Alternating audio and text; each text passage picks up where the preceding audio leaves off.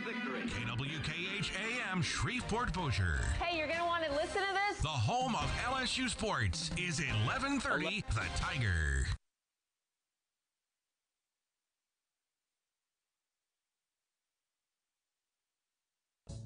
Good afternoon. It's the Patrick Netherton Show. Voice of the Demons, right? Yes. Touchdown, Demons! Brined, marinated, or dry rubbed, it's sports the way you like it. Sports Center top 10 right there! Talking to the biggest names, bringing you the best interviews. He actually smokes his beans. Thank you, Mr. Know-It-All. The cooler is full and the brisket is resting. Just a nice little pull and it comes right apart. That's perfect. We eat ribs with this dude. Here's your master of ceremonies, the Kansas City Barbecue Society certified expert. Throw the fade, looking for Ferguson. Got it! Patrick Netherton. 13-yard touchdown. Demons are back in it.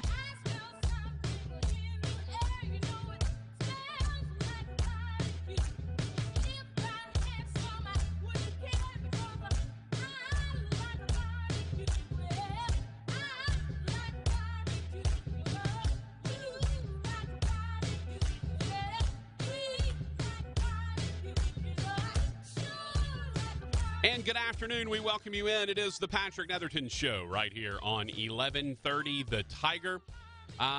Wonder what we'll talk about today. I don't know. We'll think about some things. We'll get some things together to discuss. That is for sure. Got a new intro today. So if you notice, we have a new voice guy doing the intro, and we even threw in had a couple new liners in there. One for me, one for Rogers, really. So that was pretty fun.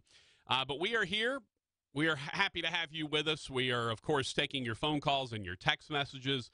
And we have a lot of things to discuss today. And interestingly, they're not going to be a lot of breakdown of the game itself from yesterday. I want to talk about just the overall aspect of the game. And I want to talk a little bit about the difference between good and compelling, because I think people misconstrue them or basically, put them together. They conflate them. And so I think there's a chance that maybe we need to talk about whether what we saw last night was good or whether it was just compelling. And I'm going to put up a poll here in just a second.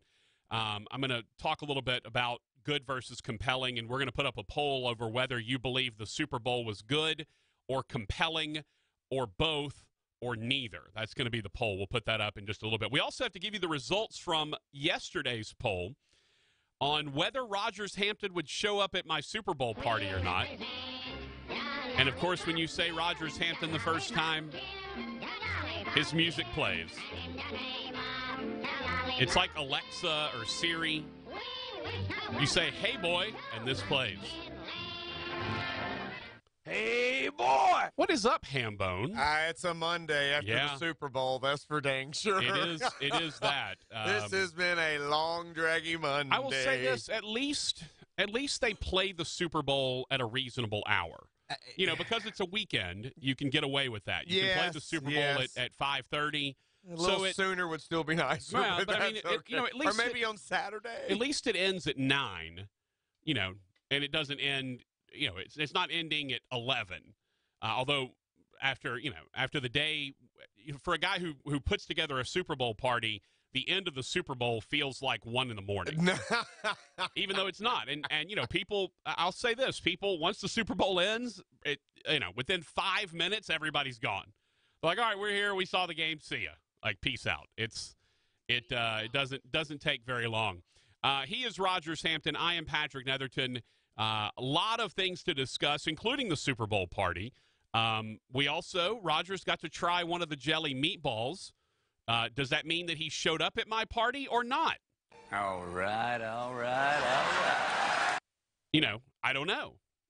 Did I make a special Ziploc bag full of about 7 or 8 meatballs to bring to the station today to reheat and let Rogers try because he didn't show up at my party? Or did he show up at my party last night and got to try them right then and there, along with the buffalo chicken dip and the chips and salsa and queso and street tacos and bagel bites? We had a lot. And we even, by the way, we didn't even cook some stuff. I had a one of those, big 5-pound packages of down home sausage. It's so good. I never even touched it. It stayed in the fridge. Now it's in the freezer because I don't know when I'll thaw it and cook it now. So a lot went on. Also, not for nothing, but apparently the grape jelly meatballs were a hit. Not just at my party, where people who've been to my Super Bowl party have known them. I've done them for a decade. But apparently a lot of other people, including our listeners, stepped up and went ahead and cooked some of their own. Also, Raj, I got a text last night. Didn't know this was going to occur. I got a text from Northwestern State Demon head football coach Brad Laird of a picture of his grape jelly meatballs in the crock pot cooking. It's a worldwide phenomenon, or at least from here to Natchitoches. So something about purple. I'm telling you. And the funny thing is, once you get done, they're red. Like they don't, the sauce ends up being red. It's like the jelly. I don't know. I don't know how it works. It's just all I know is it's really good. I don't know how it works. But you did get to try one, Raj. Yes. I'm not going to mention yet if you were at my party when you tried it or not. Okay. But what'd you think? It was okay. Yeah. I would eat another one. It's not like I would push it to the edge of the table and not eat it. Right. Yeah. I could live with it or without it, but it wasn't bad. Having known that, if you were at the party, you probably would have had 3 or 4 and been like, cool. Now coming now right out of the crock pot. Bring me some bagel bites. Bring me some, That taco thing sounded good. Just wait, Rogers. Oh. I'm going to blow your mind in just a little bit. Based on the fact that I said if you were at my party, or you were at the party, you might eat 3 or 4, you might have been able to intimate that perhaps Rogers held true to his own reputation and did not show for the Super Bowl party. Or if you voted in his social media polls and you happen to see my vote, that might have given you an indication. Okay, it's funny you bring that up. It's funny you bring that up right now, Rogers, because this is something I was going to mention, and I actually I screenshotted this and sent it to a lot of people. All right, so I put up a poll yesterday on the Facebook page and on Twitter and basically said, and I didn't give any context, right? I didn't say Rogers never leaves his house on the weekends, like he's a hermit. Once 501 hits, you can't get him to do anything with you. Like, I didn't mention any of this stuff, right? But I said, will Rogers Hampton show up at my Super Bowl party? And so I'm kind of, every 10 minutes or so, I'll go look at the poll results just to kind of see what's going on. And I want to say maybe 30 minutes after I put it up, I noticed there were 7 votes at that point, which is not great, but not bad, whatever. There were 7 votes. There were 5 no's and 2 yeses. And so I always like to see who votes what. I don't know if anybody else can see that, but I know that as the guy who creates the poll, I can click on it and see who does what or who votes which way. So, by the way, if you hear me start to slur my speech at all, it's because I'm insanely high from the fumes that are in this building right now. They're painting. I'll put it to you this way: this building is higher than it normally is. All right, and I've been here most of the day. And normally it's real high. Yeah. So this building is super high today. Anyway, I digress. What was I talking about? Trees and flowers. Pudding. Yeah. So anyway, So I ended up, I looked at the poll like 30 minutes in, 7 votes, 5 no, 2 yeses. And I'm like, oh, let's see who's doing what. I click on the yeses, 2 people, see who they are. Click on the no's. Fletcher had voted no. I had voted no. Oh, did you? I voted in my own poll and voted no. I didn't know that. But now keep in mind, this is probably like 2 o'clock in the afternoon, maybe. So, still 3 hours before people would start showing up for the Super Bowl party. And I click on the no's, and it's me and Fletcher and a couple other people and Rogers Hampton. The man voted no on the poll about whether or not he would show up to the Super Bowl party. Just thought I'd give somebody a little inside information. Yeah. And again, I don't know. Because they were sports betting. Yeah, it's like I don't know if they could see. Maybe they had me in a square. Yeah, I don't know. I don't know if they could see. Speaking of squares, we'll talk about that later. Yeah. Another good one? Nope. Okay. Well, it's a good story. It's not a good outcome. Okay. But basically, yeah, I don't know if everyone can see who voted which way.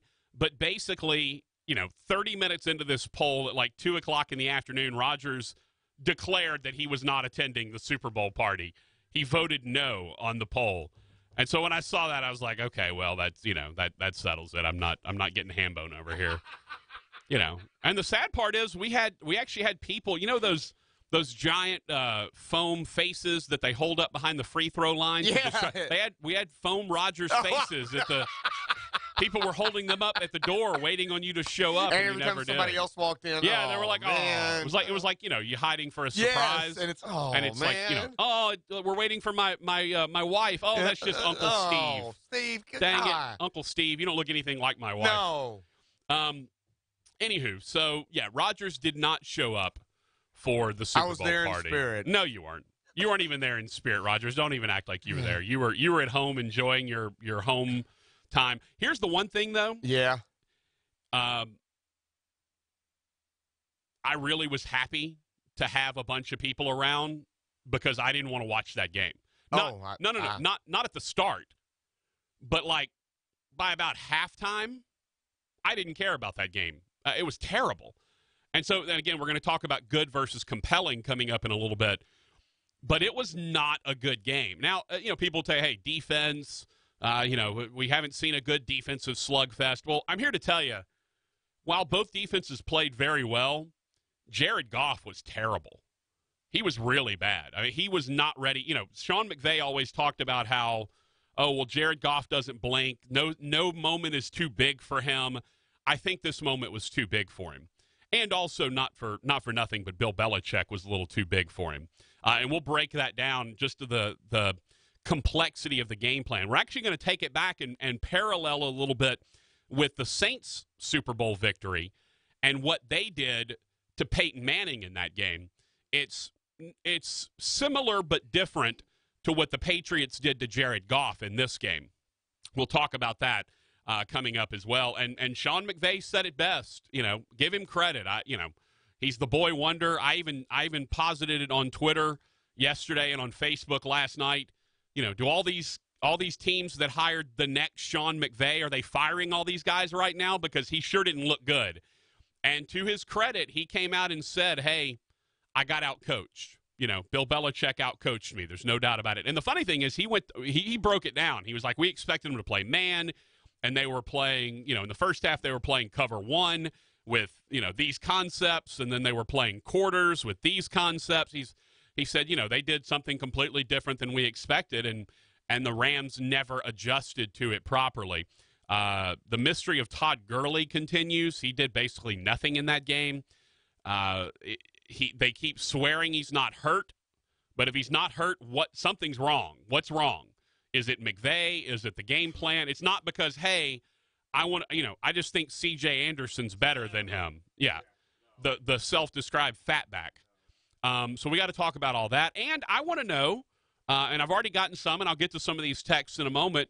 I want to know how many people use the grape jelly meatball recipe. I'm kind of excited about this because Brad Laird already copped to it, the head coach at Northwestern State. We've already gotten multiple comments about it from people. Matter of fact, on the show page, I think I had mentioned a little while back that on the show page we got a note, a really nice note, and I'm actually going to go find it right now just so I can make sure I give proper attribution.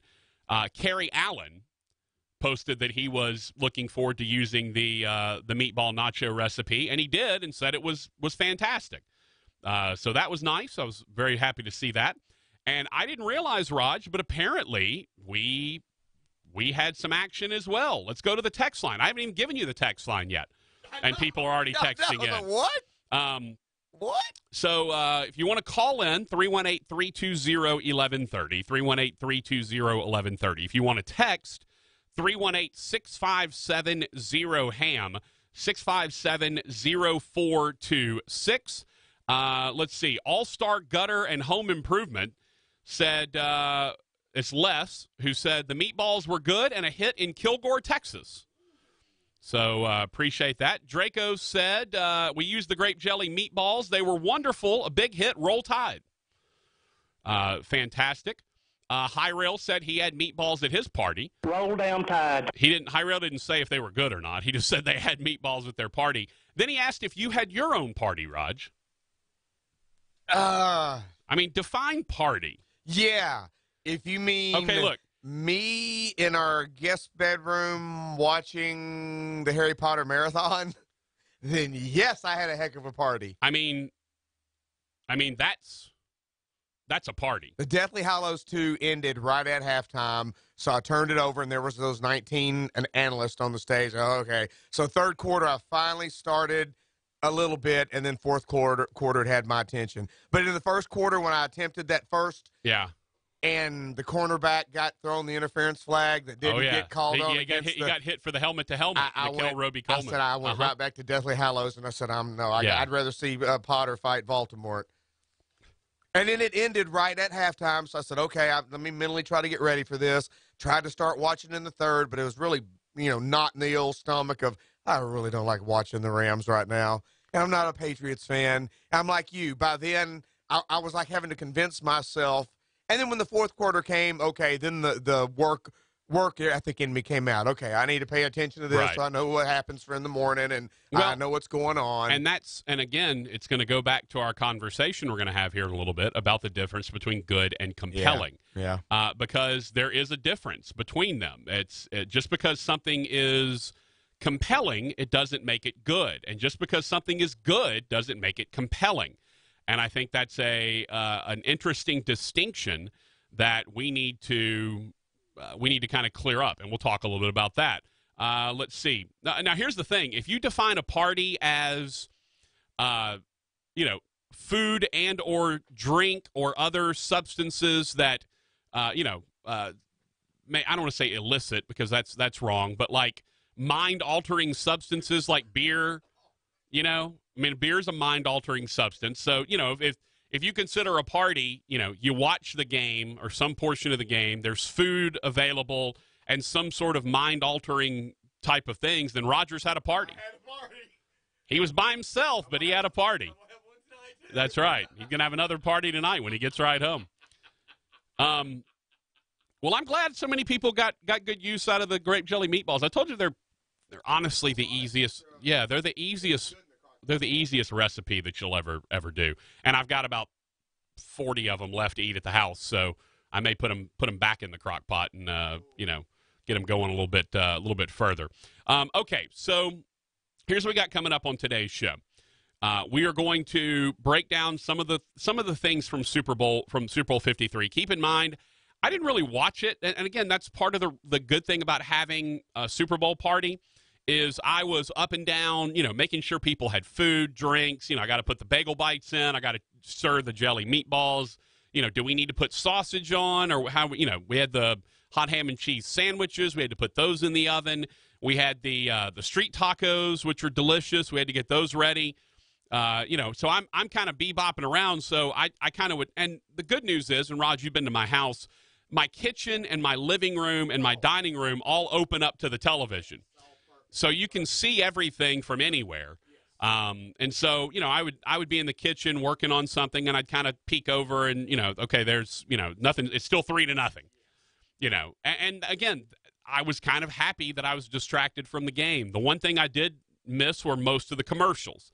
Now, I go back the next day, like I went back this morning and watched all the commercials that I didn't get to catch because that's the great thing about the internet. You go search best Super Bowl commercials, and there's 40 different sites that have here are the 10 best Super Bowl commercials, and a lot of times they're different. So you can pretty much, if you go read 3 or 4 of those, you've seen every commercial that you want to see.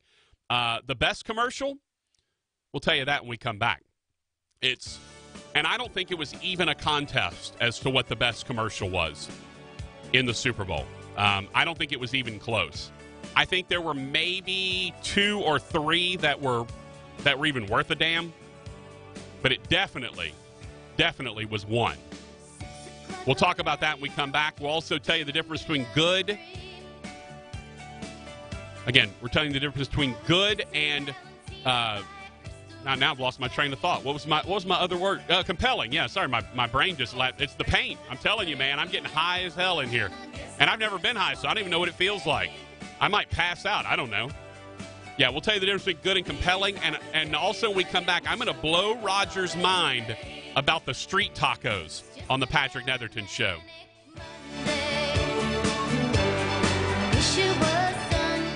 Indeed knows it's hard to find qualified candidates when you're hiring. It's like finding a unicorn. But when you post your job on Indeed, it's easy to find people with the skills you need. Nurse practitioner, 4+ years experience, acute care certification. Indeed has a huge pool of amazing candidates and screener tools that help you find your most qualified applicants. Whoa, an entire short list of unicorns. Now, get a $50 credit to give your first job posting premium placement at Indeed.com/credit. Terms, conditions, quality standards, and usage limits apply. Additional terms online. Liberty Mutual Insurance knows you're focusing on the road right now, so we'll just describe our new online banner ads to you.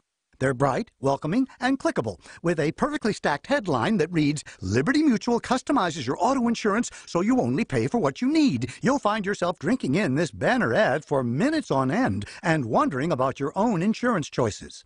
Go to LibertyMutual.com for a customized quote and you could save. Liberty, liberty, liberty, liberty. Coverage is underwritten by Liberty Mutual Insurance Company and affiliates. Equal housing insurer. Liberty Mutual Insurance knows you're focusing on the road right now, so we'll just describe our newspaper print ad to you. It's a tiny square that's colored a newspaper shade of gray that has you thinking yellow. As the words read, Liberty Mutual customizes your insurance so you only pay for what you need. Now that's the kind of print ad that'll make you glad you still read newspapers. Go to LibertyMutual.com for a customized quote and you could save. Liberty, liberty, liberty, liberty. Coverage is underwritten by Liberty Mutual Insurance Company and affiliates. Equal housing insurer. You know when you have about a billion things to do today, and then you realize you're out of whatever it is that you really need, and next day shipping isn't going to cut it because you really need it in like an hour. Yeah.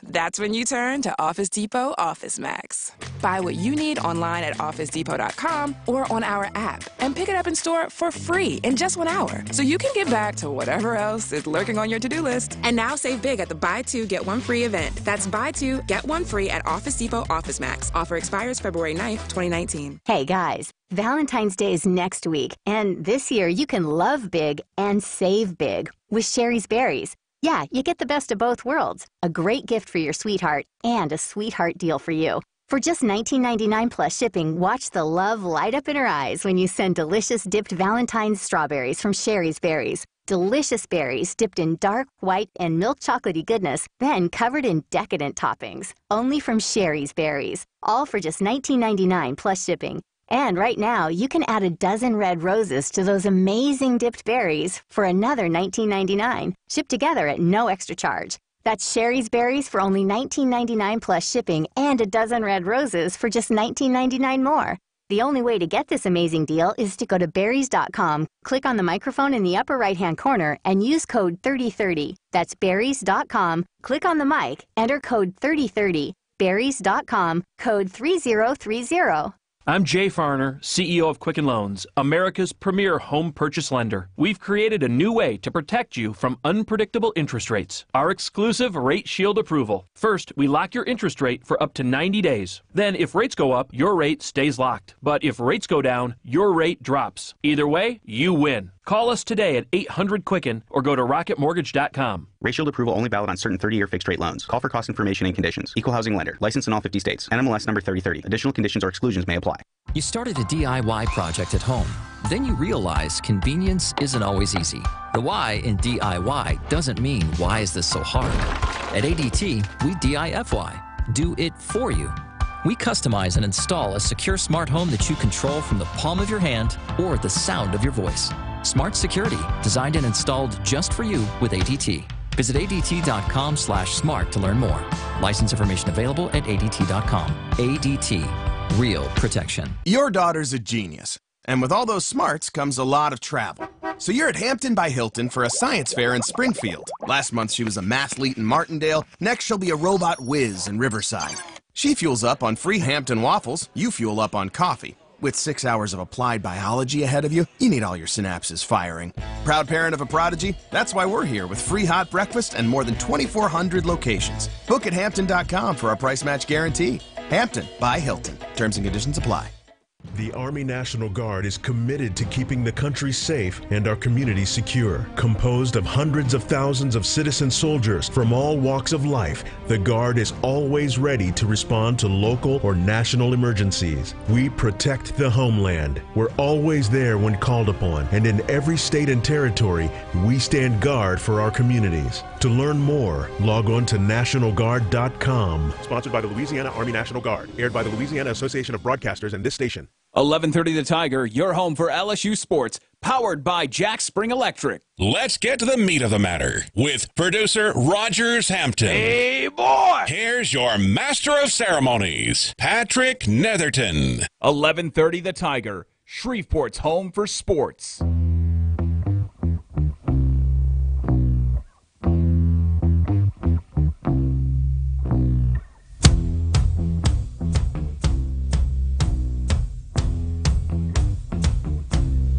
Welcome you back to the Patrick Netherton Show right here on 1130 The Tiger. He is Rogers Hampton. I am Patrick Netherton. We are pleased to have you with us here for the afternoon while we are basically huffing paint cans today. My goodness. They are painting the halls out here and redoing the bathroom. I'm assuming they're painting the walls of the bathroom because I'm sure they've all peeled off by now with what goes on in that bathroom around here.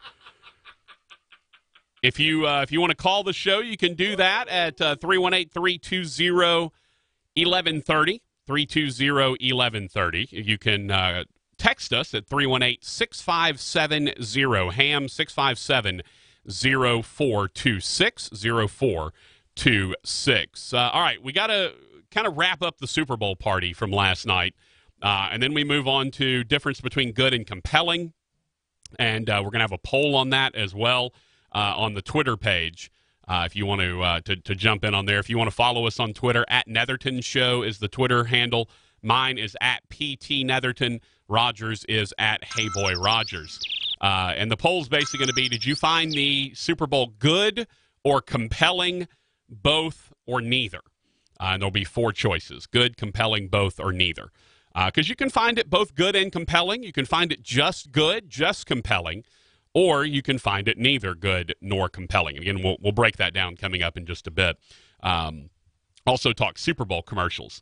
All right, so the spread last night at the Super Bowl party, which Rogers did not attend. I mentioned we had chips and salsa, we had queso, we had the grape jelly meatballs, of course, we had bagel bites, we had hot ham and cheese sandwiches, which are amazing. If you there's a special recipe for those, and I don't really know what it is. I've got it written down somewhere, or but it's much more complex than the grape jelly meatballs. But basically, they're like hot ham and cheese sliders on that Sweet King's Hawaiian bread, those Hawaiian sweet rolls on that bread, and then there's like a honey mustard kind of sauce that you put over the top of them that sort of bakes in. And, oh my gosh, it is ridiculously good. And then my buddy Nathan, who is the best chef out of all of us. He worked as a chef at Commander's Palace at one point. He always brings good stuff to the table. He's one of those perfectionists. Like he cooks stuff that is going to be good. So he decided he was doing street tacos. Well, a couple of years ago, he did pork carnitas, which it's just basically shredded pork that you fry and then make tacos out of. Delicious. Okay. So what he's going to make is going to be amazing. Okay. Right? So he shows up, and they are tacos de lengua. All right. So he shows up, tacos de lengua. And he's got they're basically cubed. It looks kind of like almost like a cross between like skirt steak, like fajita beef, and like a pot roast. Like it has that kind of very succulent consistency, like very soft consistency, it's not chewy at all, like a good pot roast that's been cooked a long time, that kind of thing. Then he's got a whole spread of cilantro and some onions. He's got this cojito cheese or cojita cheese, which it's a crumbling cheese. It's kind of like feta, not really my thing. So I brought out the shredded cheddar, and he brought out his own corn tortillas. He fried them up right there on the griddle. And then, fresh corn tortillas, freshly fried or grilled, if you will. Then you scoop out the meat, put a little cheese on it. You know, if you want some cilantro or some onions or whatever, and go to it. And they were absolutely delicious. They were delicious. Now, I pulled the adults aside because we had a couple of my friends that were there with their kids, right? So we had 3 kids that were like, I want to say 13, 14, down to like 8, right? So we had a few kids kind of want, and that's fine. They, you know, they can all kind of handle it. They've been to my house a bunch with their parents. Like it's, you know, they knew what to do. So they were kind of bebopping, doing their own thing or whatever. And so I called their parents over, and we had all eaten the street tacos, and they were all, you know, we all agreed they were delicious. And I said, now, do you know what tacos de lengua means? And they said no. Rogers, do you know what tacos de lengua means? Don't have a clue. Tongue tacos. I wish everyone could see Roger's face when I just said that. Beef tongue was what we were eating. And it was nothing short of amazing. It was delicious. And I told them, much as I would have said to you as well, or probably about you as well, I said, look, if the kids want a taco, don't tell them what it is until after they eat it. Because if you're like, hey, you want to eat some beef tongue, you know, most everyone's going to be like, nope, thanks, I'll pass. I'm kind of the same way. Like, no, I'm pretty sure I don't want beef tongue. But I knew in Nathan's hands, it was going to be delicious. Like there was no doubt. So apparently, beef tongue, much like brisket, much like, you know, chuck roasts and rib roasts or whatever, because it's a working muscle, if you cook it low and slow, it basically will turn into like a pot roast. It will have that same consistency. Now, here's the other issue with that. Now, this is the part. Look, I've already got. Like, I wish I could put a camera on. Like, can we turn the camera to Raj right now? Because I'm not sure he's not about to throw up listening to this. Again, reminder: they were delicious, like fabulous. All right. Everyone who ate one said they were great. No one balked at them at all. But the best part about it is, Nathan is telling me about the cooking process for this. And because, again, like you said, it's a working muscle, so you, much like brisket, you have to cook it a long time at low heat so that all the tissue breaks down and it becomes, and again, it has the same consistency as pot roast, basically. I'm waiting to see if Raj is going to throw up. And so I guess, I don't know if it's early in the process or late in the process. I mean, Raj, if you need to go outside for this part, you let me know. Paint fumes yeah, just hang on for me. So sometime you didn't feed me a tongue meatball. No. That was a straight pork. Actually, I think it was a beef meatball. Okay. So, cow tongue. But other than that, no, not at all. I got them out of a package at Sam's Club. Although apparently you can also get cow tongue at Walmart. Nathan said he got it at Walmart, which is pretty amazing. So at some point during the cooking process, Raj, the outer portion of the tongue is I guess kind of like the back membrane on ribs that you don't want to eat. So you peel off that, they call it like the silver back or the membrane on the back, and they peel it off before you cook ribs because it's not edible. They do the same thing with skirt steak, like they'll trim off the inedible fat and all that stuff. Well, apparently at some point during the process of cooking this, you have to peel the outer part of the tongue off because it's inedible. It's really tough and, I guess kind of like cartilage. I don't know, whatever it was. Well, no, I will tell you this. The inner part was delicious. So, yeah, at some point he had to peel off the outer portion of the tongue, and then the rest was cooked down. He cubed it, and we had beef tongue for our tacos de lengua. And again, want to reiterate, they were delicious. And if I had told you it was pot roast, and that's why I said, hey, if the kids want one, let's not tell them what it is until afterward. I equate it to eating Cajun food, which is when you're eating Cajun food, you know the number one thing you have to do is you don't ask what is in it, you just eat it. All right? You don't ask what's in it, you just eat it. And that's what happens. So, yeah, so we had a little bit of tacos de lengua, some cow tongue was the tacos that were we had tacos made with cow tongue. And again, they were delicious. And if you had walked in and we had said, "Hey, that's just some pot roast," you would have never known the difference. So kudos to my buddy Nathan. And I can say that something that I never thought I would do in a million years, eat cow tongue, I did. So there you go. Phone number is 318-320-1130. Text line is 318-657-0HAM, 657-0426. High Rail says cow tongue, great. It is. It was really good. Look, I'm not going to try to cook it, but in a master's hands like Nathan, I know that it's going to be good. Do you have something to say? Come on, Raj, you want to say something? Come on, you want to say something. Come on. 20 years ago would be okay. I did. By the way, I was after everyone had kind of eaten and I'd sat down. I said, it's weird. I feel like something's licking my stomach from the inside. Oh God! And no one got it. No. Everyone was like, everyone looked at me like I was nuts. They were like, what? What are you talking about? And I said, because I just ate cow tongue. Hello.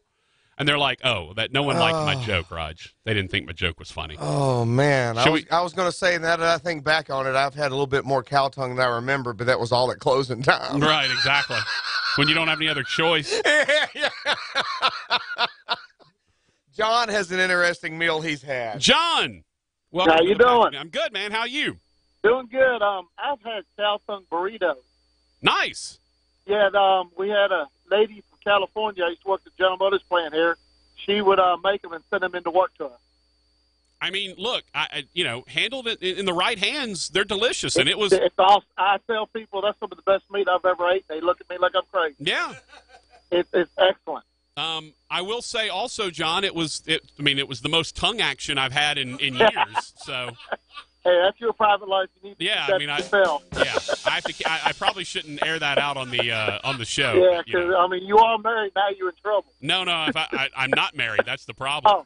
Oh, that's even worse. Yeah, no. If I was married, I'd at least have a reason for it, but I'm not, so I don't. Yeah. Thanks, John. You have good luck with that. Then. All right, bye. I appreciate it. Good stuff. Yeah, good. Little first time caller, long time listener wanted to talk about his cow tongue burritos. I guess. I've never made out with a bovine before, but, there's a first time for everything, I guess. I mean, look, when you go to school at ULM, your choices are very slim, or not, as the case may be. The opposite of slim. High Rail says, you ever had oxtail? I've had oxtail soup. I don't know that I've ever actually had the oxtail itself. So I can't say that I've ever eaten that particular meat. Look, I'm not as Rogers can tell you, I'm not an exotic eater. Like, I mean, you like to eat, but yeah. As far as exotic, yeah, no. I'm not a guy that if you're like, hey, I don't eat a ton of sushi. Like, you won't see me eating a lot of raw. Like, I'm not an adventurous eater. And so cow tongue was kind of a big thing for me. It was. Did the kids ever have any? No, they never had any, okay. and it wasn't. They never knew what it was. I don't think. I just think none of them were interested in tacos.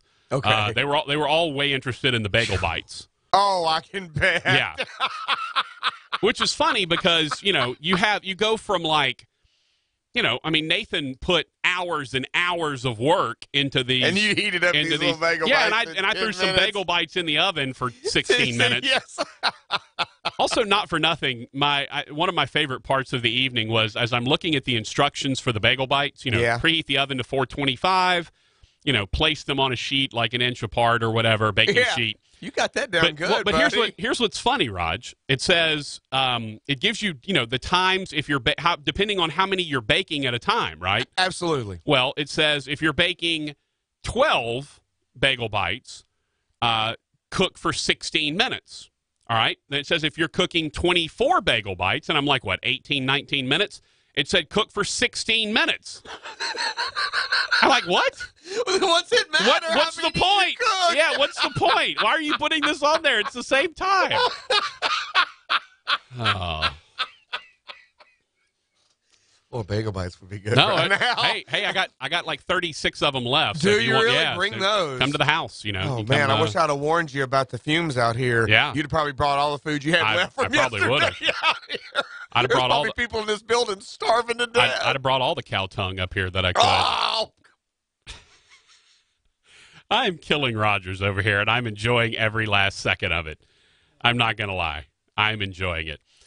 Okay, we're going to put the poll up on the Twitter page, at Netherton Show, if you'd like to follow along there. At PT Netherton is my Twitter. He's at Hey Boy Rogers. No, he did not show up at my Super Bowl party. I would definitely have encouraged him to eat the street tacos, and I would not have told him that it was cow tongue. And that means that he'll never, ever show up to one of my Super Bowl parties ever in a million years. Now, if I know you're going to lie to me. Right. No, you know, the interesting thing is, though, that's funny. Really, though, it was very much, when you looked at it, it looked like cubed pot roast or, you know, like a cubed skirt steak. And it was so tender, like it was cooked down so well. And, of course, Nathan knows what he's doing. He's got the right spices. It tastes great. So did you eat one before you had the conversation with him? Okay. No, I knew what I was eating. Okay. I knew that I was eating cow tongue. And you just made sure they knew it as well. Well, I'm trying to remember I actually, when my dad and my ear, nose, and throat doctor showed up, they had one. Well, he and my dad are best friends. So that just sounds so weird. So he gave me a shot of Celestone while I was there. Did he? No, he didn't. Oh. He would have if I needed one, but I didn't. So when they showed up, they came in and said, you know, when they love Nathan's cooking. So, and they're much more adventurous than I am. So, you know, they've eaten, I'm sure my dad's eaten all kind of crazy stuff. It's like South Louisiana, Raj. When you go and when you go and a coon ass offers to make you something to eat, you don't ask him. You don't ask what's in it. You just eat it. It's probably Nutria-Rat. Yeah. It might be possum. You know, it could be who knows what, but it's going to be delicious. And that's the exact same thing. So they went and made their tacos and ate them. And then I kind of sidled on up to them after that, and I said, "You know what you're eating?"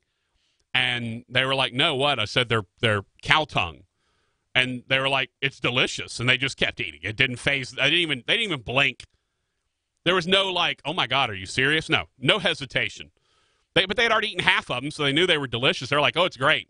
And I think Dr. Christie said that he's eaten it before. So yeah, I don't know that my dad has.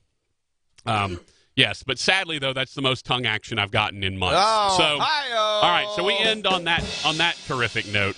I made that joke like 6 times last night. It killed every time, Raj, and was sad all at the same time. All right, let's take a break. Thank you, Mr. Know-It-All. You're quite welcome. We got to talk about the commercials. I guess we'll talk some about the game. We got to talk about the ratings as well, and just what happened with the ratings last night. I was very curious what the ratings in New Orleans were going to look like, and we got an answer about that as well. So we'll talk all about that. Also, good versus compelling. We'll speak on that. All of that coming up from the man who pooped out a cow tongue earlier this morning, Patrick Netherton. Rogers, I love your face, Raj. I wish I could take a picture of it right now and just show the listening audience.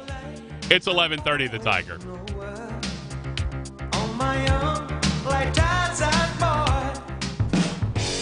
Welcome to Walk-On's Bistro and Bar, where every dish starts from scratch. Fresh ingredients bring our food to life. Mouth-watering cuisine, unique flavors, and we're always more than happy to share our Southern charm and culture.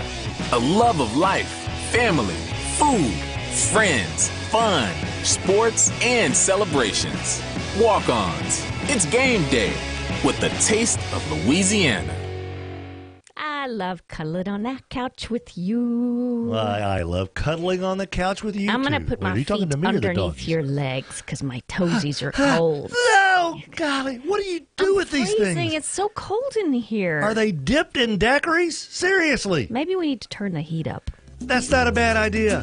Is there any way that Accutem could put a couch heater in this thing? Accutem, 861-2255. Please warm up my wife's feet. Nicole joins us from First Choice Personnel, and they've got jobs, and more jobs, including the clerical field. Right, Tim. Right now, with clerical positions, we have administrative assistant positions. We have positions for bookkeepers, basic clerical, receptionists, anything right now. If somebody's actually looking for a job or people looking for employees, we have a lot of what you're looking for. There's even a superhero. They call him Captain Clerical. At First Choice Personnel, 797-7810. When you fire up a John Deere 1 Series tractor, you can tackle the job without wrestling the attachments. Hook up everything from a front loader to a drive-over mower deck in no time. So you can haul gravel, cut grass, or do any job in between. Because when things just click, work just gets done. And now get a 1 Series for just $99 a month at your nearest participating John Deere dealer. Nothing runs like a Deere. Run with us. Search John Deere 1 Series for more. For additional cost information, please call toll-free 855-633-2315. Cars that sound like this. Trust Pennzoil Synthetics to protect their engines in extreme conditions. Top racing teams know that Pennzoil Synthetics give them the performance to help them succeed. And your car's engine deserves the same. Because your daily commute is no less important. Get complete protection for top engine performance just like the pros. Visit Pennzoil.com/rebate to save on Pennzoil Synthetics. Terms apply. It was her first concert, so we were nervous. Well, Dad was. And thanks to Total Wireless, we got her the phone she loved. It's amazing. On the nation's largest, most dependable 4G LTE network for a lot less than you'd expect. Now we can always stay connected. Does it have to be always, Dad? Hey. You got this with Total Wireless. Get the nation's largest and most dependable 4G LTE network for $25 per line for 4 lines. Available at Walmart for an everyday low price. Total Wireless, total confidence. Please refer to the latest terms and conditions at TotalWireless.com. You gotta be so cold to make it in this world. Yeah, you're a natural, living your life cutthroat. You gotta be so cold. Yeah, you're a natural. Alexa, play Imagine Dragons. Okay. 'Cause you're a natural. I played it hard as stone. You gotta be. With Amazon Music, a voice is all you need. Get access to over 50 million songs. Download the Amazon Music app today. Do you dream in color, in sparkling blues, and sun-kissed yellows? In your dreams, do your kids trade technology for time with you? Is fun and relaxation the main agenda? Do your dreams shape your family life and bring you all great joy?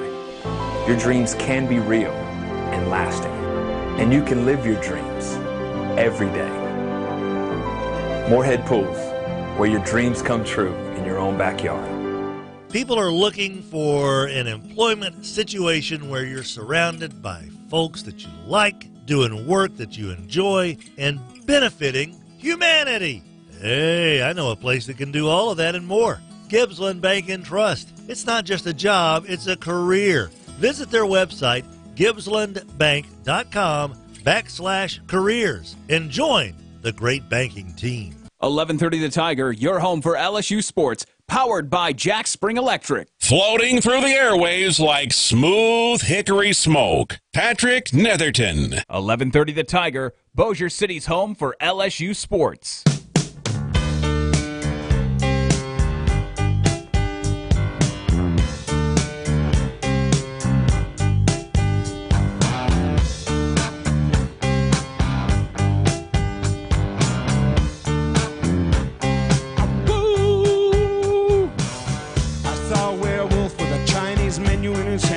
We welcome you back to the Patrick Netherton Show right here on 1130 The Tiger. He is Rogers Hampton, who did not eat cow tongue last night, but did eat a grape jelly meatball today.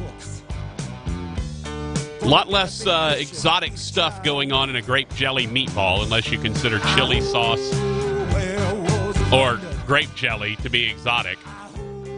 You know, and the meatball was just simply regular meatball, so nothing too crazy going on. But yeah, I brought a little stash of 7 or 8 of them up here and heated them up and let Hambone.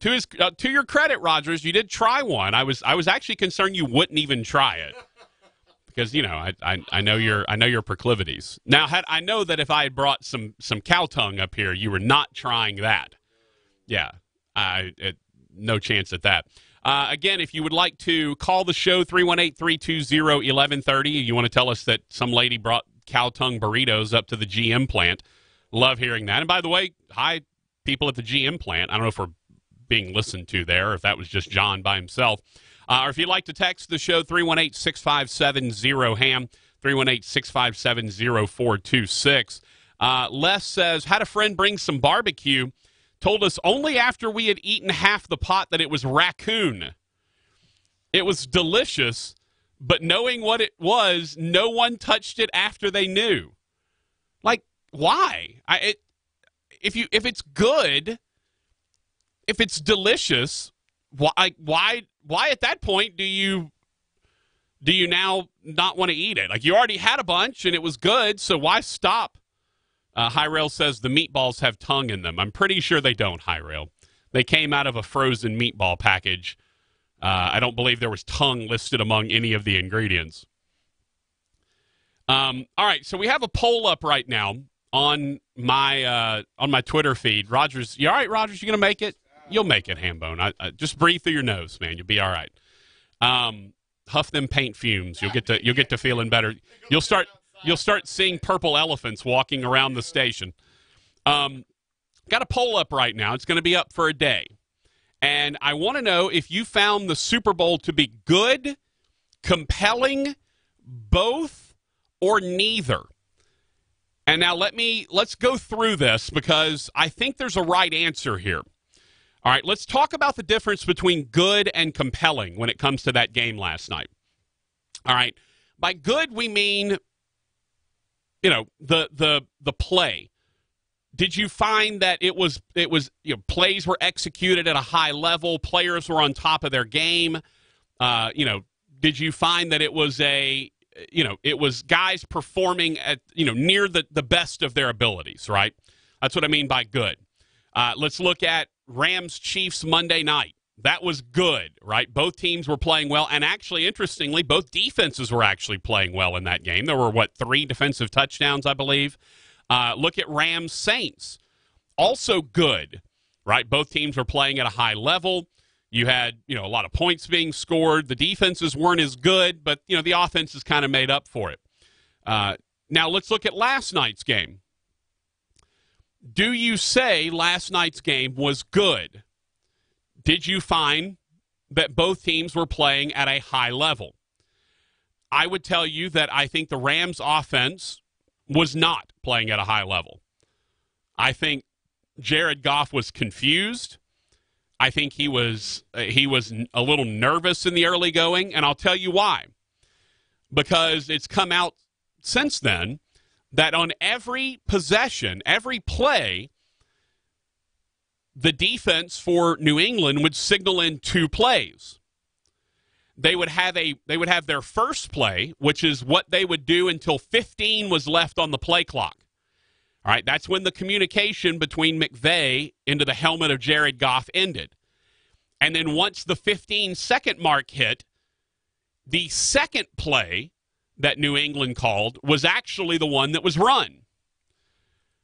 So they may have, the first play call might be, all right, we're coming out in, we're going to come out in straight man with a single safety. And that was the look. And then that's what, McVay's in Goff's ear. Here's what we're doing. Here's the look, blah, blah, blah. And then at 15 seconds, when the microphone cut off and McVay could no longer communicate with Goff, they would move into a completely different defense. And unlike a guy like Drew Brees or Aaron Rodgers or Tom Brady, Jared Goff is not far enough along yet where he can just change everything at the line of scrimmage himself. All right? He's not far from it. I mean, he does a lot of that, on his own, but he's still very reliant on Sean McVay to set him up.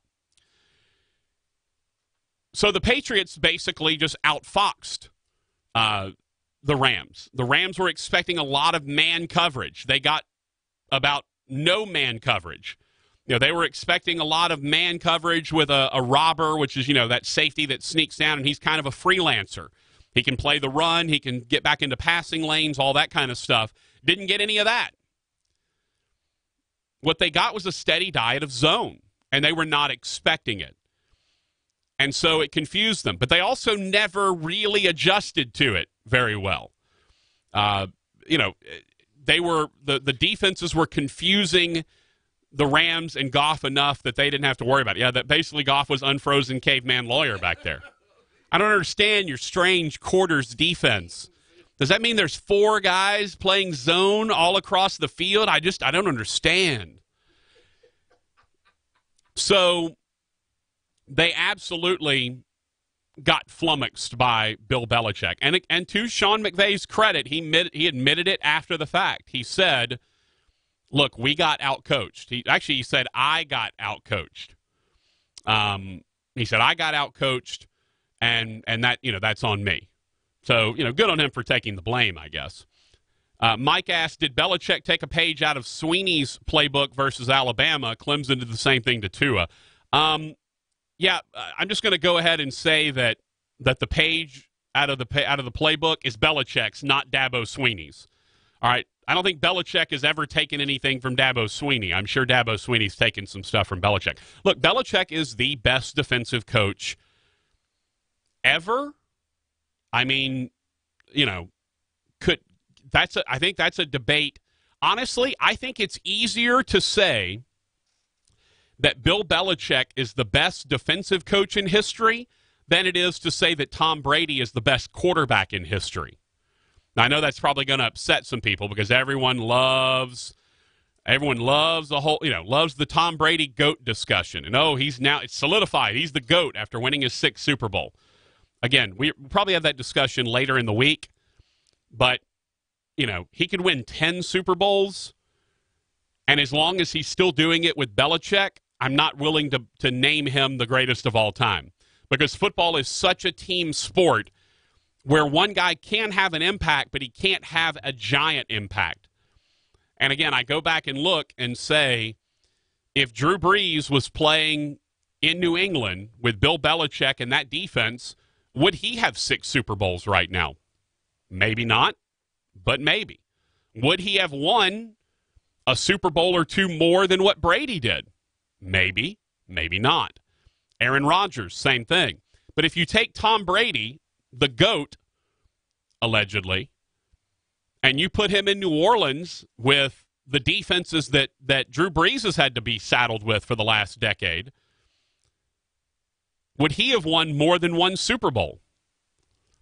Would he have led the Saints to the Super Bowl last year? Would he have led the Saints to the Super Bowl this year? Who's to say? We don't know that at this point. But back to the good versus compelling. So good is, did you feel like the game was played at a high level? I did not. I didn't think Brady was particularly sharp. He missed a lot of receivers. I didn't think, and again, the defenses both played well. I thought Goff was really bad. I thought he looked completely overmatched. Receivers did okay. Brandon Cooks had a couple of moments. Obviously, Wes Welker, Julian Edelman had a terrific game. Gronk had a nice game.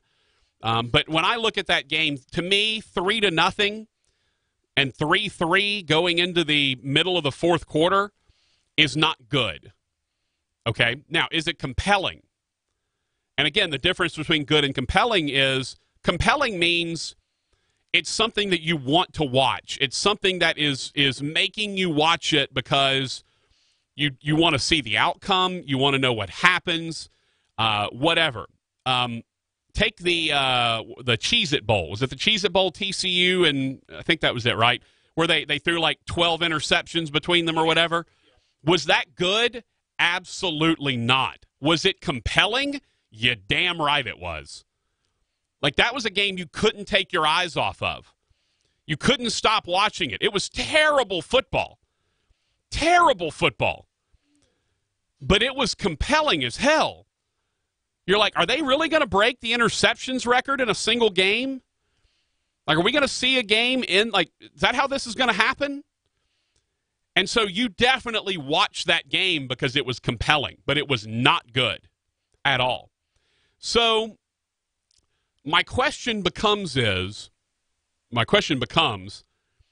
was the Super Bowl last night good? Meaning you thought both teams played well. You thought that it was, a high level of play. And maybe you just thought, hey, the defenses were so good that's why it was such a low-scoring game. Did you think the game was compelling? You know, you're starting to get to the end. You're like, man, I've got to watch the outcome of this game, because there's good games that aren't compelling. There's also compelling games, as we just mentioned with the Cheez-It Bowl, that aren't good. And so my question is, was the Super Bowl last night good, compelling, both, or neither? All right, Raj, I've given you the definitions. I know you didn't watch a ton of it. So you watched all that mattered, though, because it was 3-3 going into the middle of the fourth quarter. Yeah. Do you consider that game last night good, compelling, both good and compelling, or neither good nor compelling? I'm just going to say compelling a little because it was the Super Bowl. Okay. Not because the game was close. No. Because you didn't care the outcome. You weren't worried about that, but just because it's the biggest game, it was compelling to watch for you. Yeah, you finally spent all season to get to this game. Okay. So, yes, that's what made it compelling for me. Okay. Look, there's not a wrong answer here. This is an opinion question. Yes. I thought the game was not good. I did think it was compelling, especially at the end, right? Because you didn't know what was going to happen. There was actually some strategy involved. You know, they got down to a 4th and inches situation where did they bring in Gostkowski, who's already missed a field goal in the game? He puts them up 2 scores with I think it was like a minute 39, something like that left. Or do you try to get the first down on 4th and inches, knowing that if you get it, the game's over. You kneel on it, and there's no chance they come back. But if you don't get it, you give them the ball in reasonable field position, and they get a touchdown, and they can tie. Right? So to me, that was some compelling. There was at least some action late in the game that made it compelling. The majority of the game was neither good nor compelling. But the last, say, 9 minutes of the game was compelling. Again, not good. I mean, you know, everyone talks about Brady and the game-winning drive. Does anybody remember they didn't throw a pass on that drive? They ran the ball every play on that last drive to go set up that field goal. So to me, that's the thing. It was like Rodgers. It was slightly compelling at the end.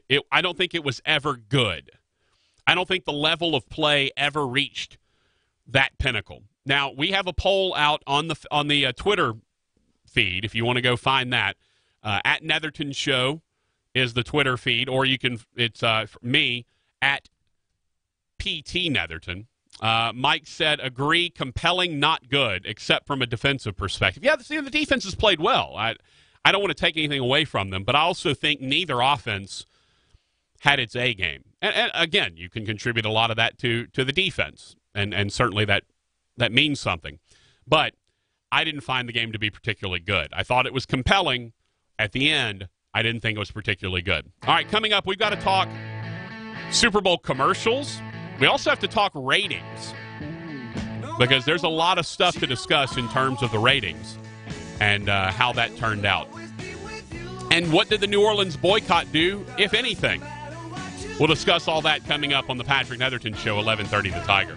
With you, no matter what you do. Welcome to Walk-On's Bistro and Bar, where every dish starts from scratch. Fresh ingredients bring our food to life. Mouth-watering cuisine, unique flavors, and we're always more than happy to share our Southern charm and culture. A love of life, family, food, friends, fun, sports, and celebrations. Walk-Ons. It's game day with the taste of Louisiana. I'm dreading this. These utility bills. Well, it is wintertime. Oh, not so bad. See? This is what I've been telling you, sweetie. Oh, my gosh. Look how much money we saved. Compared to 3 years ago before we had AccuTemp, come out and start our maintenance plan. I'm telling you, we're paying less for heat now than we did back in the 50s. It really works. It's amazing. AccuTemp. I'm telling you, get your unit maintenanced by the fine folks at AccuTemp. Save you money. 861-2255, 861-2255. Hey, guys. Valentine's Day is next week, and this year you can love big and save big with Sherry's Berries. Yeah, you get the best of both worlds. A great gift for your sweetheart and a sweetheart deal for you. For just $19.99 plus shipping, watch the love light up in her eyes when you send delicious dipped Valentine's strawberries from Sherry's Berries. Delicious berries dipped in dark, white, and milk chocolatey goodness, then covered in decadent toppings. Only from Sherry's Berries. All for just $19.99 plus shipping. And right now, you can add a dozen red roses to those amazing dipped berries for another $19.99. Shipped together at no extra charge. That's Sherry's Berries for only $19.99 plus shipping and a dozen red roses for just $19.99 more. The only way to get this amazing deal is to go to berries.com, click on the microphone in the upper right-hand corner, and use code 3030. That's berries.com, click on the mic, enter code 3030. Berries.com, code 3030. You started a DIY project at home. Then you realize convenience isn't always easy. The why in DIY doesn't mean why is this so hard. At ADT, we DIFY, do it for you. We customize and install a secure smart home that you control from the palm of your hand or the sound of your voice. Smart security, designed and installed just for you with ADT. Visit ADT.com/smart to learn more. License information available at ADT.com. ADT, real protection. Policies issued by American General Life Insurance Company, Houston, Texas. Not available in all states. For details, visit AIGdirect.com. Do you have a family? Would you like to help make sure they'll be taken care of if anything were to happen to you? If you answered yes, you probably need life insurance.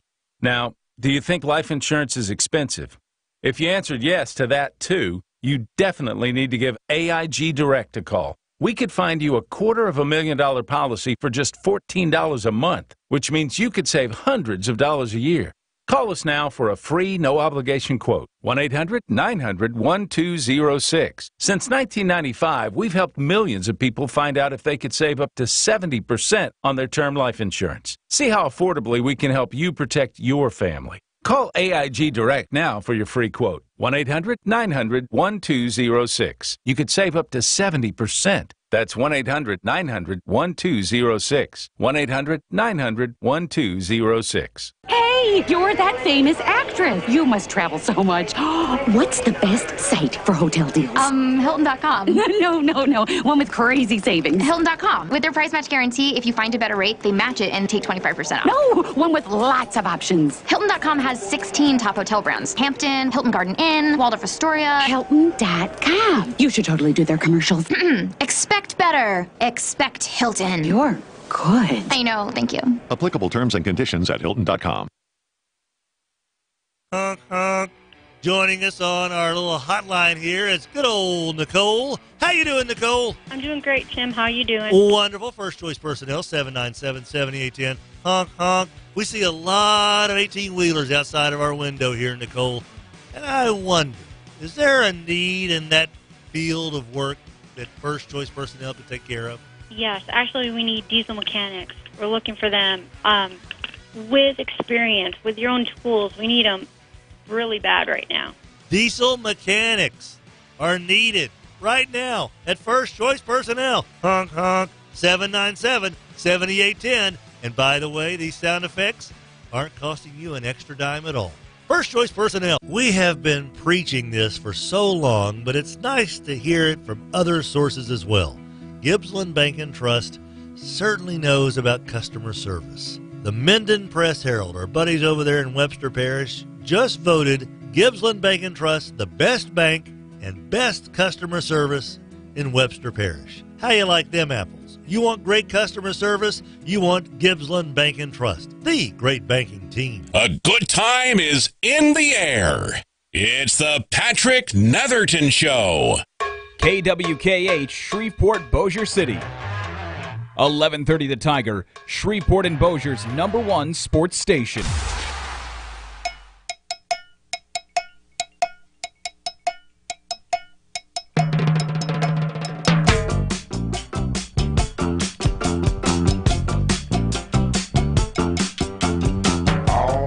Appropriate music from Rogers Hampton as usual, because we're going to talk about ratings for the Super Bowl last night.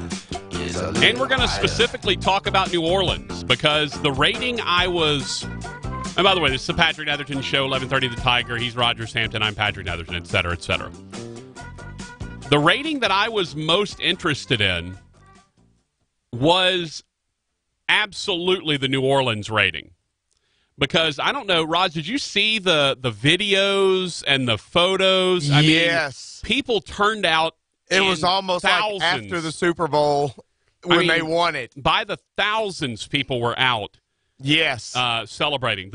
My boy Brandon Rizzuto in the Boycott Bowl. Was massive.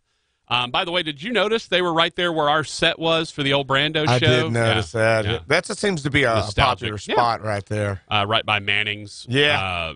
Down just good choice. Down. They had some big comfortable chairs that day. We had lunch there, didn't we? All just almost like fall asleep. I fell asleep. You did fall asleep. Yeah, I took a That's nap. right. So I was very curious. I mean, you saw the videos last night from New Orleans, and it yesterday afternoon and everything, and it was. I mean, they were going crazy. I mean, look, nobody parties like New Orleans does, and they need no excuse for it. If there's a death, let's do a second line. If there's a parade, let's hold a parade. If it's it's Lent season, we're holding parades. We're eating king cakes. We're putting plastic babies in cakes. I mean, it's a whole thing. Throwing beads at each other, showing our boobs, all that stuff. And then, hey, the Saints won the Super Bowl. Let's have a giant party. Of course, they had a giant party. The Saints got screwed out of going to the Super Bowl. Hey, let's have a party in protest. And so I thought the most interesting rating for the game would be New Orleans. Did New Orleans put their, for lack of a better word, money where their eyes were? Because, the rating would tell. Now, keep in mind, New Orleans is traditionally one of the best markets for neutral games, right? What they call a neutral market. So if, the Patriots and the Chiefs are playing for the AFC Championship game, New Orleans is going to be one of the top markets tuning in. If Philly and somebody else is playing for the NFC Championship game, the New Orleans market's going to tune in. Now, granted, it's a low market, right? It's they meter or monitor 56 markets, and I believe it's 50 out of 56. So it's not a big market. And so the net result of what happened in New Orleans wasn't massive, but it sent a massive statement, I think. And let's break it down. Number one, the overall ratings in New Orleans, the overall ratings for the Super Bowl down. As you look at the tweet from Austin Karp from Sports Business Journal, who always deals with ratings, a 44.9 overnight rating, lowest for a Super Bowl since the Steelers and the Cardinals in 2009. Boston got a 56.4 rating or 57.4 rating. And again, if you want to understand what these mean, the rating is the number or the percentage of all possible televisions that can be tuned to the game or to whatever whatever you're rating are tuned to that. So in Boston, 57% of all televisions in Boston were tuned to the Super Bowl. In L.A., 45% of all televisions were tuned to the Super Bowl. By the way, the best rating that L.A. got since 1996 for a Super Bowl. Interestingly, and what you would not expect is that their rating would actually be below the overall rating, but it was. Not by a lot, but I mean, you look, the overall rating was 44.9.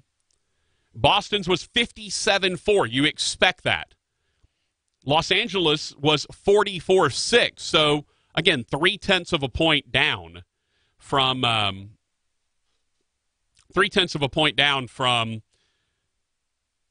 what you would expect, the overall rating that came through. So, again, L.A. proves it's not really a huge NFL town. We already knew that.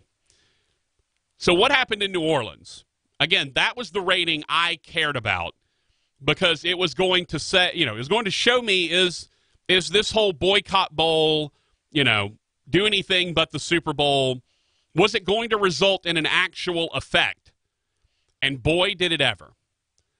New Orleans is typically a top 10 neutral market, which means in every Super Bowl, New Orleans is in the top 10 in the metered markets. Now, again, they're the 50th largest market. They monitor the 56 largest markets.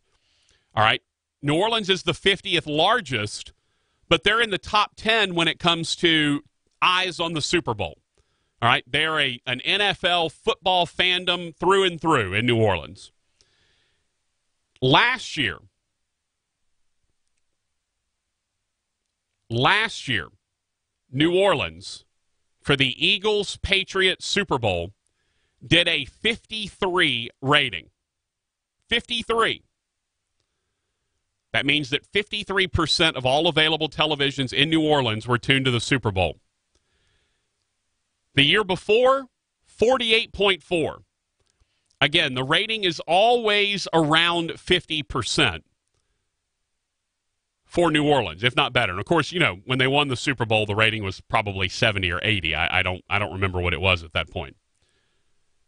The rating for this year's Super Bowl, 26.1. Down 51% from last year. Down 22 ratings points from the year before. New Orleans absolutely, positively sent a message. Now, what does that mean? Here's the thing. Because New Orleans is a small media market, it's only, again, number 50. The net of all of this was not a massive. It's not like the NFL's rating was really, really hurt by New Orleans not tuning in. All right, you're talking about 175,000 fewer households than the year before. Okay, so in the grand scheme of things, not a massive effect in terms of net viewership, but it's the message that it sends. It's the message that New Orleans, pissed off about what happened in the NFC Championship game, the no call on Nickel Roby-Coleman, by the way, got called for helmet-to-helmet on the first drive last night. Unbelievable. Could have used that call in the NFC Championship game. I wonder if he's going to get another fine this time. He got a fine for the first one, so why not? But here again, you're talking about just a 175,000 household drop. So not a massive spike in the overall households watching. But man, what a statement. The viewership was cut in half. Half. More than half, actually. Just a little bit more than half. That's amazing. Raj, give him a round of applause for that one. That's kudos to you, New Orleans. You said you were going to boycott the Super Bowl. I didn't necessarily believe that a lot of people were going to do it, and you did it. The rating got dropped in half. I mean, that is remarkable. And again, in the overall grand scheme of things, it doesn't mean much.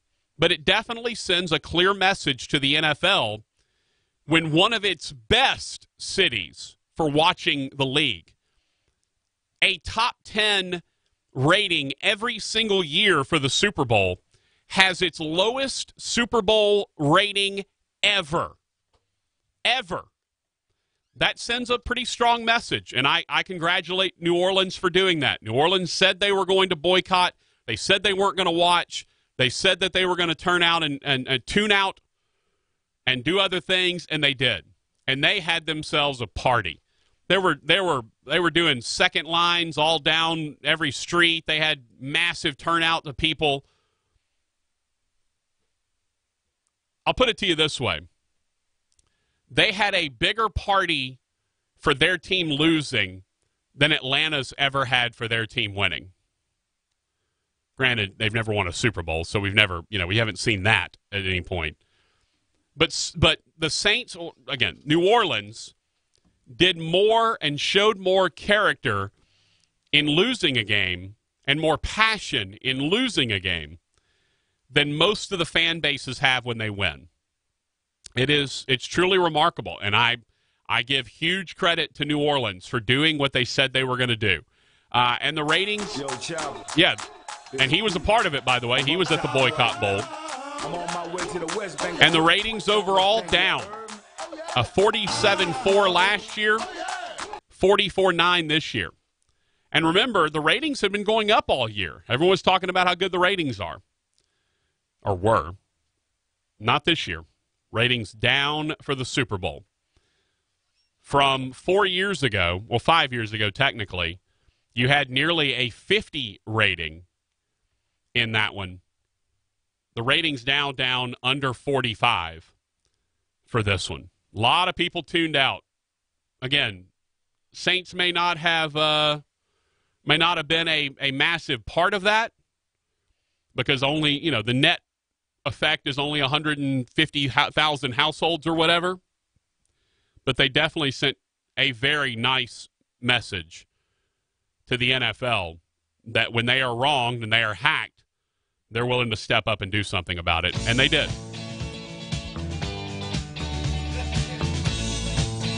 Pretty amazing. Certainly. All right, we got to talk about Super Bowl commercials. We got to get to that. Maybe we'll even break some of the game down. Game just was boring for the most part.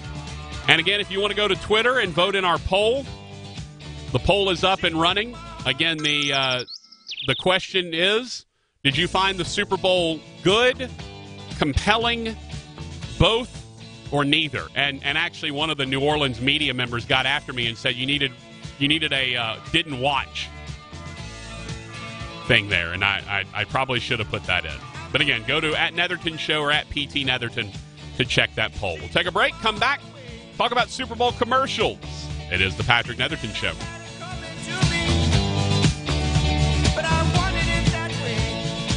You can bank with, 15, 20, 30, 40 different banks to choose from in Shreveport, Bossier alone, maybe even more than that. But how about investing in a bank that invests in the community? Putting your money into the bank that's in the community. That's what you're doing when you make Gibbsland Bank and Trust your great banking team.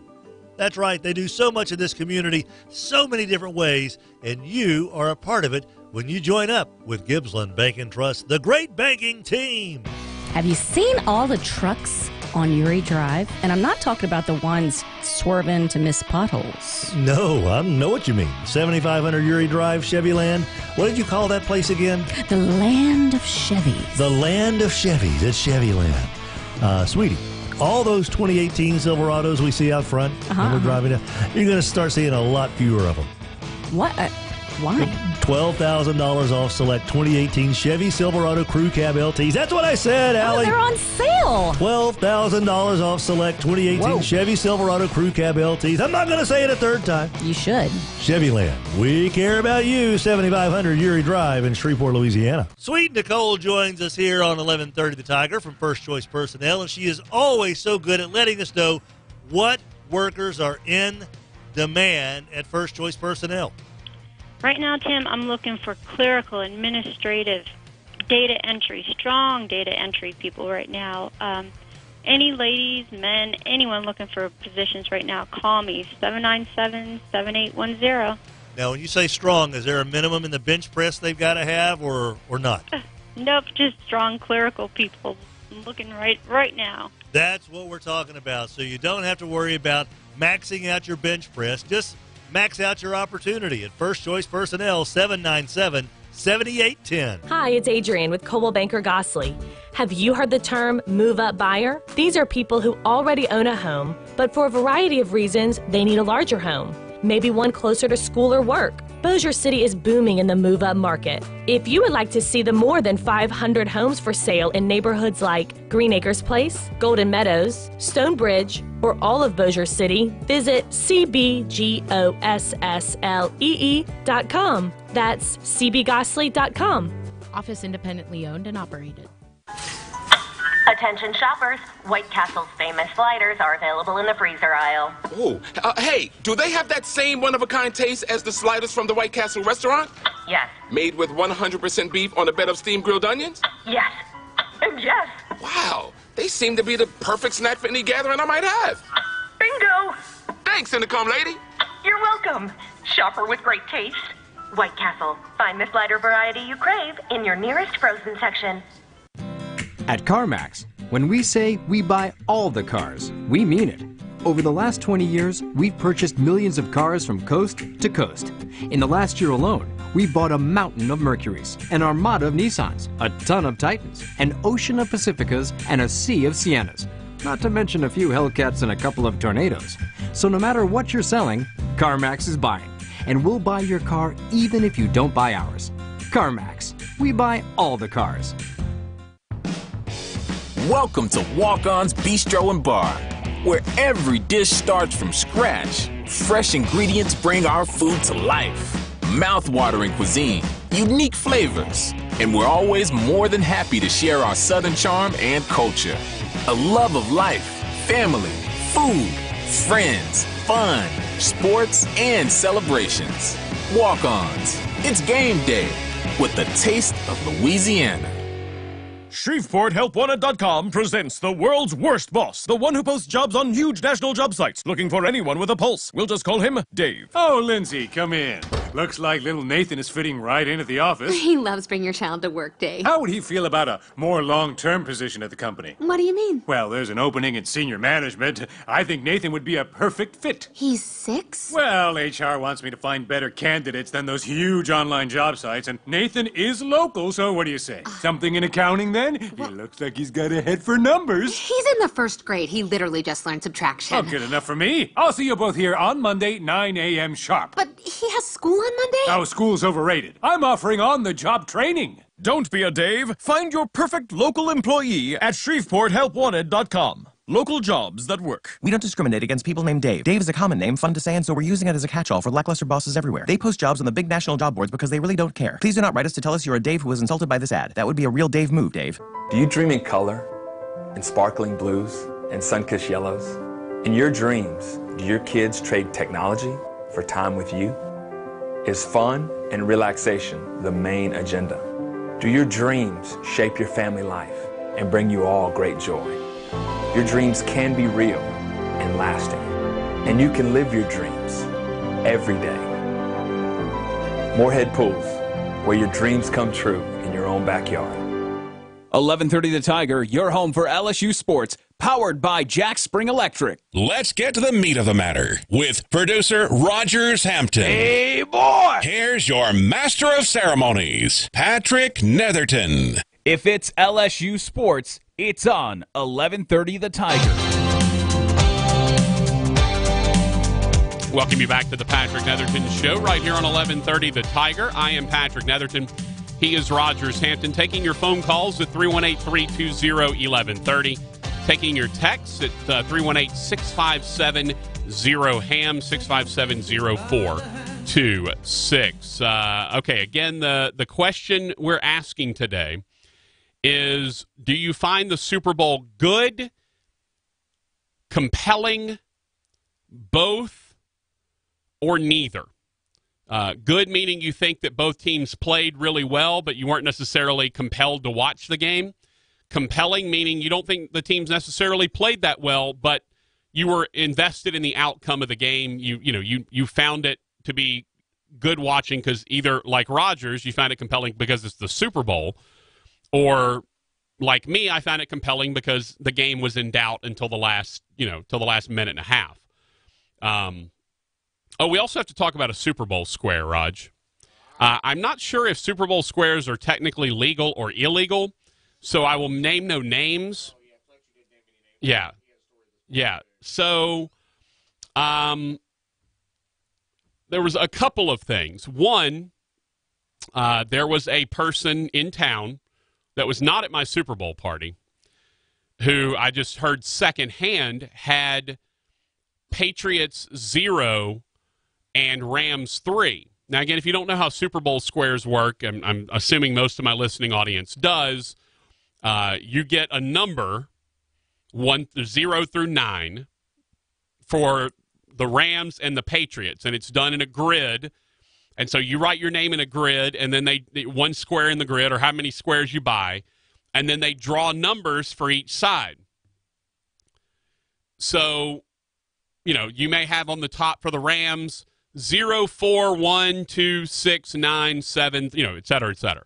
And then down the column you may have whatever. So you put you write your name in, then they draw the number, and when you look up, you have Rams 7, Patriots 4, right? And so usually they do it at the end of each quarter, some of them do it at the end of each half, some of them are just final score. And it's whatever the last digit is. So if you had Rams 7, Patriots 4, and the Patriots had 14 and the Rams had 7, you win. If you had Rams 6, Patriots 3, and it was 26-23 Rams, you had that winner, right? So the people that had 3 for the Patriots and 0 for the Rams were the winner for the first and second quarter. And then in the third quarter, I believe it was 3-3. And then you get to the fourth quarter, Patriots score, it becomes 10-3. Well, from what I understand, Rogers, there was a very high dollar Super Bowl square where the final payout was $50,000. All right? And someone had Patriots 0, Rams 3. And it was sitting at 10-3 in favor of the Patriots. They drive down the field. They've got 4th and inches, up 10-3. If they elect to go for it and get it, they run the clock out. It's 10-3. This guy wins $50,000. Or actually, he was in quarters with a group. Right? So he could have won a whole bunch of money. Sorry, it was 0-0 after the first quarter. The field goal was in the second quarter. Shows you how much I was paying attention. Because that game, again, thank you, JJ Marshall, chiming in. Again, that game was not good, and for me, at least until the fourth quarter, was not particularly compelling. All right, so you had a guy who had gone in a quarter, with him and 3 other buds had gotten 1 square. He's sitting on 10-3.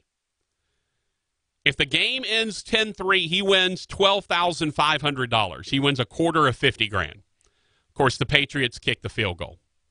Now, let's fast forward. It's 13-3.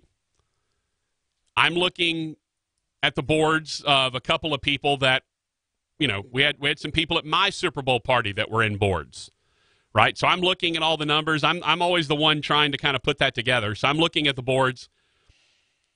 Rams are driving down. They decide, look, they need 10, so they got to get the field goal at some point. So with 9 seconds left, they're lining up to kick the field goal, well within Greg Zuerlein's range. Could have used a miss back in the NFC Championship game. Thank you. But B, one of the people at my party was sitting on Patriots 3, Rams 6. So if Zuerlein kicks that field goal, more than likely the final score of that game is going to be 13-6. And a member of my Super Bowl party was sitting on 3 Patriots, Rams 6, would have been $2,500. Now, it's not nearly as bad as a couple of years ago when this same person, because some coach, I don't remember which Super Bowl it was, 2, 3, 4 years ago, they elected to go for 2 at the end of the quarter. It was like the first or second quarter. I mean, it was inconsequential. But they elected to go for 2. If they had just kicked the extra point, they would have won $10,000. But they elected to go for 2, and at that point, it doesn't matter if you make it or miss it, it's the wrong number. But if they had just kicked the extra point, it was going to be $10,000 to that person. So, a lot of Super Bowl fails. Let's go to the text line at 318-657-0-HAM. I think I would rather eat cow tongue. Oh, come on, really? Than be that close to winning the money and have it. Yeah? Because that's almost making me as sick as the cow tongue. Really? You're feeling that somebody, you're that. What if we had you eat cow tongue and wash it down with some Abita? Oh, I may die. Okay. By the way, it's kind of been what everyone's talking about on the text line. Going back a little ways, sorry, I kind of got into some other stuff. 318-657-0-HAM, 318-657-0426. Showtime says, I got hired to play the pedal steel guitar in a band that opened for Sammy Kershaw one time, and in the banquet room they had Crane, the bird, Tried it and was pleasantly surprised, but doubt I'd ever eat it again. I stuck to the smoked sausage after that. Yeah, but you don't know what's in the sausage. Could have been crane that was in the sausage. Festus says, I had a friend of mine from out of town and went to Abe's for lunch one day. We joked about mountain oysters being on the menu. We would later learn that the bartender overheard us after we had devoured our unknown and delicious appetizers that were on the house. Apparently, some Rocky Mountain oysters getting handled by Festus. And by the way, he says, he received a generous tip. T-Gage, talking about whether the game was good or compelling. Definitely compelling. That's the type of game that one play could win it all. I agree. I thought it was compelling at the end because it was still close and the game was decided within the last 2 minutes. Let's see. Les says, to me, it was a chess match with no timer versus a chess match with a timer. I'm assuming he means Belichick versus the 15-second Sean McVay, in the ear of Jared Goff. By the way, not for nothing, but can we talk about the fact that the defensive coordinator of the Patriots was completely overlooked in that game last night? Flores is his name. Is it Brian Flores?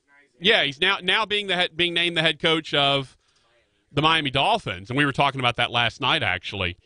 By the way, that's now, correct me if I'm wrong, is that 3 Belichick defensive assistants in the last 3 years to get jobs? Vrabel, Mike Vrabel, Matt Patricia, now Brian Flores. I don't think I missed any because Patricia was there with him for a while, and then he took the Lions job. Maybe we need to just slow down on the whole, hey, let's hire the next Sean McVay, and maybe we should try to hire the next Bill Belichick. And again, that's where I struggle in the whole, hey, let's anoint Tom Brady the greatest of all time. Because in football, I don't think you can judge greatness based on titles. I think you can in basketball.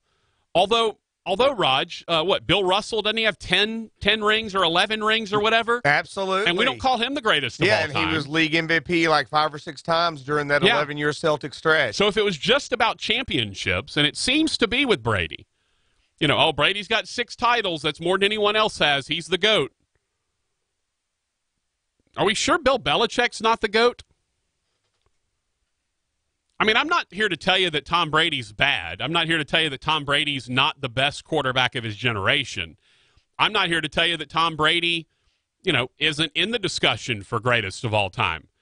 I'm just here to tell you that if you're using the 6 Super Bowl win criteria to judge Tom Brady's success, I think you're overlooking or short-sighting Bill Belichick and what he's done. Because let's be honest, if Tom Brady is in Green Bay with the defenses that Aaron Rodgers has had to play with, does he win more than one title? If Tom Brady is in New Orleans with, offensive genius Sean Payton, and they've got those defenses to deal with, do we talk about this as maybe a, as does he win more than one title with New Orleans? I don't think so. So again, I think you have to be careful about the whole greatest of all time moniker putting on someone just because they have an overwhelming number of championships, because we don't do it in football. I mean, we don't do it in basketball. I don't believe we do it in baseball. Do we consider the greatest of all time one of those Yankees that won like 4 or 5 rings or whatever? Is Derek Jeter, is he the best of all time? No. And yet, for some reason in football, we're all kind of... Now, again, I'm not trying to tell you that Tom Brady is not one of the best of all time, if not the best of all time. He's in the discussion. I just don't think it's as cut and dried as everyone else seems to think it's cut and dried. Back to the text line at 657-0-HAM, 657-0426. 318 number said the Super Bowl sucked. All right. He also confirmed his 3, I think he was talking about 3 defensive coordinators that have been hired. out of the last, I think it's the last 3 years. I believe it was Patricia 2 years ago, Vrabel last year, or it might have been 3 years ago for Patricia and Vrabel 2 years ago. I don't remember the exact chronology. I'm not good with chronology. 318 Numbers says, you can bet the NFL is looking at the New Orleans rating. If that officiating snafu against the Saints would have been against Dallas, New York, Chicago, and kept one of those major markets out of the Super Bowl, it would have decimated the ratings advertising revenue. Again, I don't know that it would have decimated the ratings. It certainly wouldn't have helped. It would have hurt the ratings, certainly. I don't know that it would have decimated the advertising. Although I did notice a lot of NFL/CBS spots within the course of the Super Bowl ads, which I thought to be kind of strange. Normally you don't see that many. You might see a quick, 5-second, hey, The Big Bang Theory, final season, Thursdays. But there was a lot of full-length CBS spots, full-length NFL spots. I was kind of surprised by that, to be honest with you. I do think. Then again, when you go back, you look at a New York, people are going to be watching other stuff anyway. New York's going to have the people that tune into the Super Bowl and don't tune into the Super Bowl. Dallas has a reasonably passionate fan base. But you can argue with me if you want, but I don't believe there's a more passionate fan base than New Orleans. I don't believe that the city and the team are as linked up as New Orleans is. I mean, you could argue Green Bay, but Green Bay's a worse media market than New Orleans is. But, I mean, what other city? If Dallas had not gotten to the Super Bowl on that same call, do you think they would be organizing protest concerts and having marches in the streets of Dallas? No. If that had happened in Houston's a great sports town. But if it had happened in Houston, do you think they're organizing protest concerts or marching in the streets of Houston? Well, number one, if you march in the streets of Houston, chances are you're going to get hit by the light rail and get run over. So you definitely don't want to march in the streets of Houston. But do you honestly believe that these places would have done the same thing and reacted the same way and shown the same level of passion 2 weeks after the event that New Orleans showed? I don't believe they would. I don't believe there's another fan base in the NFL. And Raj, if you can think of one, holler at me. No, not like this. I mean, Green Bay may have done Green Bay would have been thing, Green Bay would have been the one I would have picked. But there's nothing going on in Green Bay, Wisconsin. It's not a big town. Doesn't have any culture. But, is Charlotte going to rise up in protest if this happens to the Carolina Panthers? Is Atlanta going to rise up in protest if this happens to the Falcons? Right. Will the Falcons rise up at some point? Would this have happened in Tampa if this had gone on to the Buccaneers? No. Wouldn't have happened in Houston or Dallas or Denver or I was going to say maybe Philly.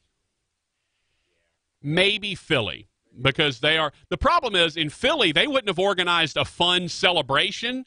They'd have just burned the damn city down. Philly's a completely different animal because they're not looking to have fun and have a party and celebrate, even for something they're mad at. That's the thing. Only in New Orleans will you find a parade for a funeral. They literally have a marching band and people dancing with umbrellas for a funeral in New Orleans. In Philadelphia, if you die, they just throw batteries at you. I don't know. I don't know why they throw batteries at you. All right, let's talk about Super Bowl commercials. Your favorite, your least favorite. Did any of them stand out? And that halftime show. What was that? How come Adam Levine can have his shirt off, but Janet Jackson can't have hers? Talk about all that coming up on the Patrick Netherton Show. I got 318-843-6228. 318-843-6228. That's the customer service line for Gippsland Bank and Trust. Oh, we've had to use it a few times. And when we call, human beings answer the phone. Death to the machines. Long live the humans. That human touch, that personal touch from Gippsland Bank and Trust customer service. So often we talk Chevy Land and the beautiful new cars, trucks, and SUVs out there, and for good reason. I mean, my gosh, have you seen the Silverado? Have you seen that Camaro? I feel like we've neglected the service department. Here's what Christy J had to say. My service rep, Kenny, was very friendly and understanding, kept in touch with me, letting me know the status of my vehicle. He's knowledgeable of his job. I will recommend him to all my family and friends. He's excellent. John B. and Bossier said the service professionals did a great job. Great service at Chevyland. You know it by the feeling. 7500 Uri Drive. The always pleasant Nicole from First Choice Personnel joins us on the line. And Nicole, you guys have got a position that, boy, this seems like this would be an easy one to fill, but you need some help with this. Let's go with it. Yeah, I'm looking for a CNC or a manual machinist. If anyone knows someone who's looking, give me a call, 797-7810. This position pays, what, $35 an hour? Yeah, if we can find anyone, please, someone send them to me.